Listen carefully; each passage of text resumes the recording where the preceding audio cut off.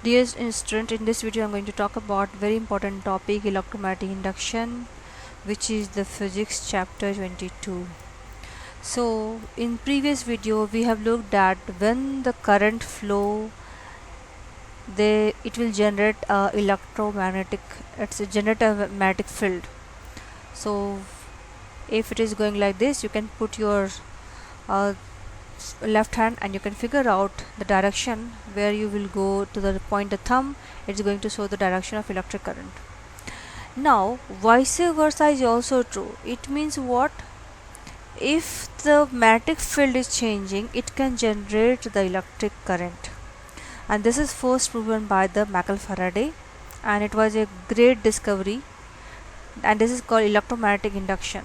Again, as the name says, induction means induced, activate. So basically you can induce an EMF. What is EMF? Electromotive force, which basically leads to the production of electricity in a conductor due to changing magnetic field. So when you change the magnetic field, you can generate electricity. Now let's see this example of the Faraday solenoid experiment. Solenoid means basically the coil wire. So what he did, he put a galvanometer, Y galvanometer, to test the current flow in the wire, whether the wire is showing any electricity, some change in electric current or not when you put in the magnetic field environment. So here what he did, he used a permanent magnet. Okay, he put the solenoid and attached this with the galvanometer. There's no battery, remember.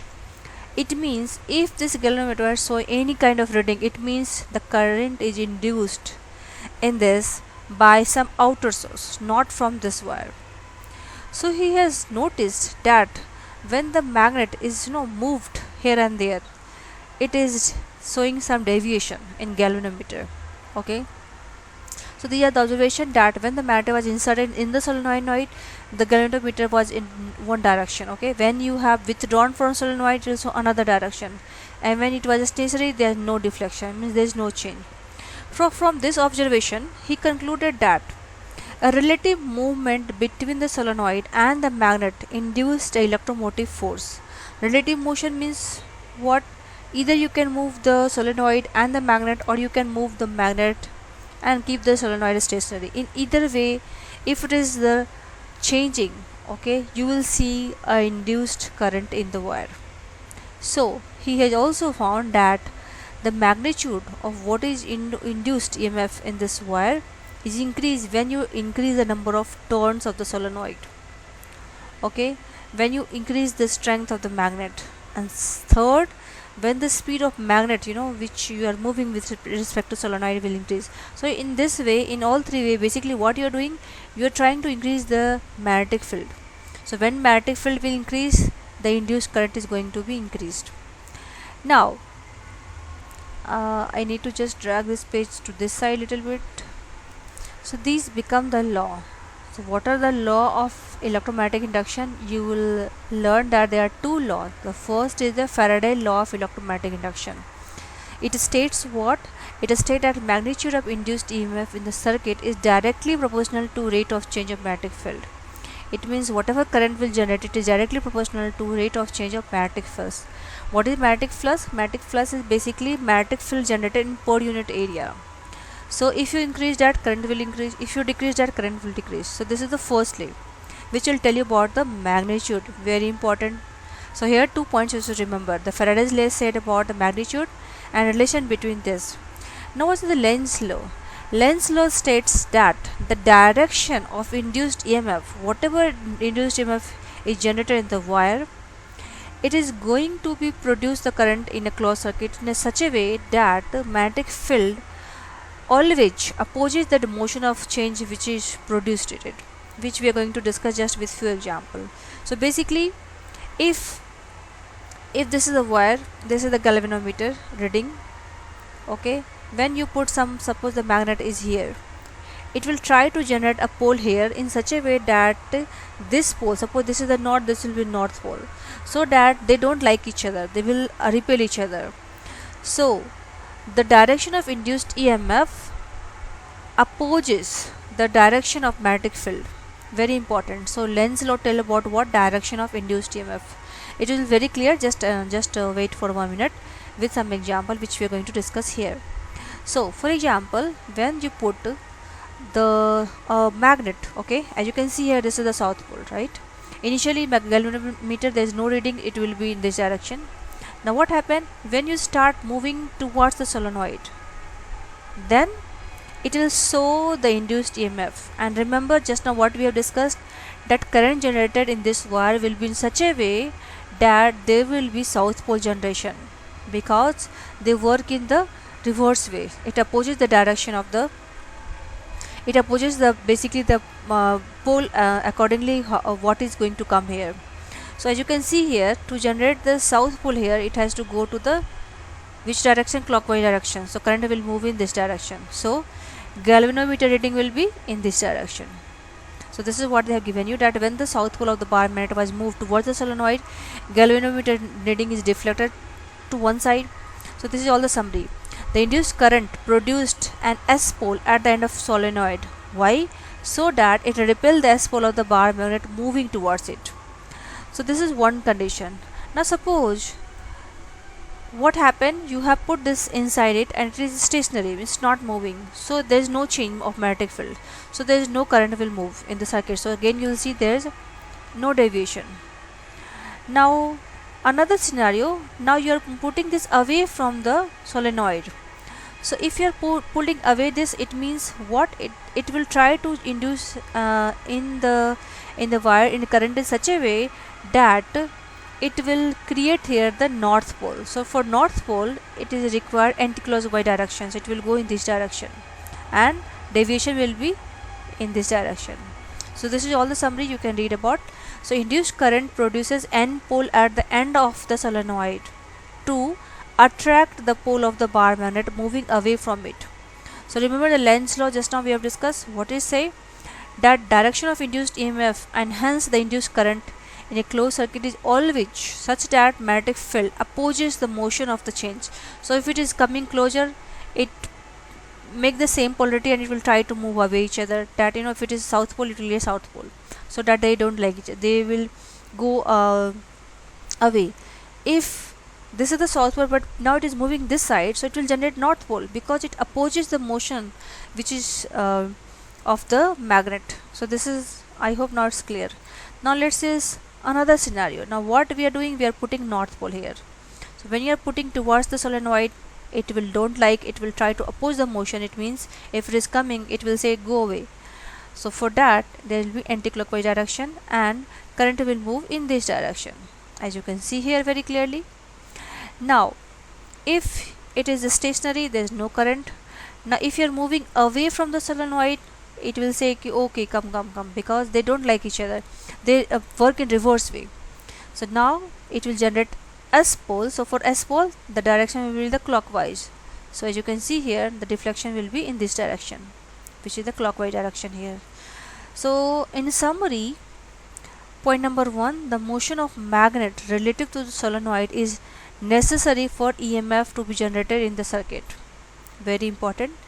Magnitude of the induced EMF is described by Faraday's law. Just now we have discussed. Now who described the direction of the induced EMF? Lenz's law. So direction of induced EMF should be in such a way that whatever magnetic field it is there, it should always oppose the motion that is produced.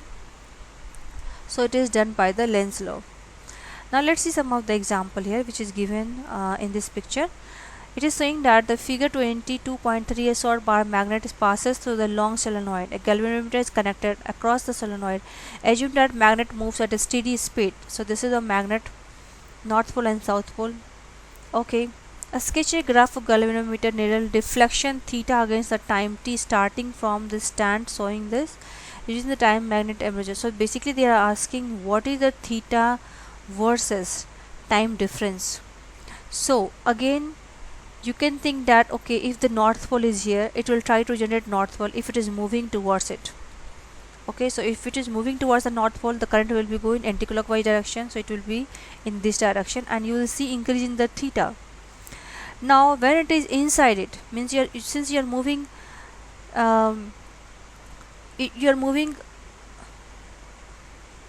the solenoid, you are moving the magnet, right? So this question assume that magnet moves at a steady speed. You are moving a steady speed and you have to draw the diagram starting from instance 1 in the figure. So from here to the time of magnet emerges from the magnet, means you are passing here and it's going here. So when it is going towards, the theta will be highest. Now when it will be here, which is the inside it, there is no change in magnetic field because they have the same direction, there is no change. Now when it enters, what will happen? It will try to oppose the direction, so it will generate the south pole here, and it will try to again attract this part. So let's see how the graph will look.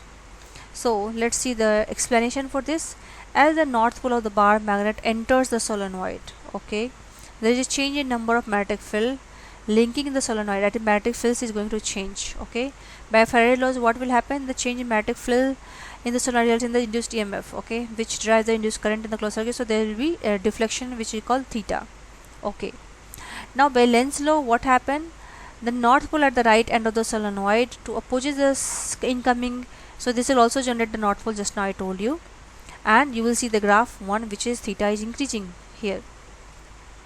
Now at the instant when the bar magnet travels past the mid length of the solenoid, there is no change in magnetic flux in the solenoid because it is a constant.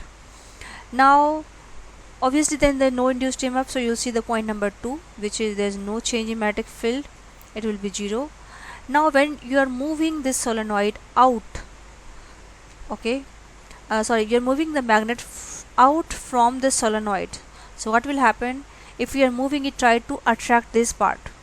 So as the S pole of the bar magnet exits the solenoid, there is again change in magnetic field flux in the solenoid, and then by Lenz's law, what happened? The induced current creates a north pole at the left end of the solenoid, which opposes the ongoing of the south pole. It means when it is the south and north pole, it will again generate the north pole here, so that it can attract the bar magnet, and then again you will see the deflection, but it will be to the other side. So I hope this is clear explanation that how to if you have a graph, how to figure out which will be north pole, which at which side will be south pole based on the magnet where it is moving. So what we have learned in this part, we have learned that electromagnetic induction is a process through which induced EMF is induced in a conductor due to changing magnetic field. Faraday's law suggests what? That magnitude of induced EMF is directly proportional to magnetic flux in the circuit. Now Lenz's law is also very important, which suggests about direction. So how the induced current should move in the wire? It should move in such a way that it always opposes the motion or changing, whatever magnetic field is produced. So the magnitude of the induced EMF can be increased by 3 parts. Either you increase the turns in the solenoid, or you increase the strength of magnet, or you can also increase the speed of magnet, how it is moving with respect to solenoid, because these all process which help to increase the magnetic field, and so the induced EMF will also increase. So now let's see some of the question here which is given to this 22.1. So they are saying that a bar magnet is pushed to one end of the solenoid. I saw it here. So this is bar magnet, you are pushing it here this side. So if this is the north pole, it will generate the north pole. It means what? Current will go to the anti-clockwise direction. It means in this direction. So explain what happened to galvanometer needle. So if you galvanometer needle will move to this direction, because current is going from this direction to this direction. Option B, how would you increase the angle of deflection? There are two way. First, there are three way. First, you increase the speed by which you are moving the. So you increase the speed of this magnet. You increase it. 2, you increase the solenoid number. Third one. So this is solenoid magnet, and then what was the third one you have around? So you can this 12 one. Okay, so you can think about the strength of magnet. So basically you should change about magnetic field. So if I use a powerful magnet, it again go you this high deflection. Of question number C, which pole is induced at end A of the solenoid? Explain your answer. Which pole is induced at end of A of the solenoid? So this is the opposite end. If this is the north, it will be induced the south pole of the side. So I hope this is is clear to understand this part. In next video I'm going to talk about the alternating current generator. So if you like this video, you can subscribe my channel, you can share it with your friend, and let me know if you have any doubt and anything you want to discuss. Thank you.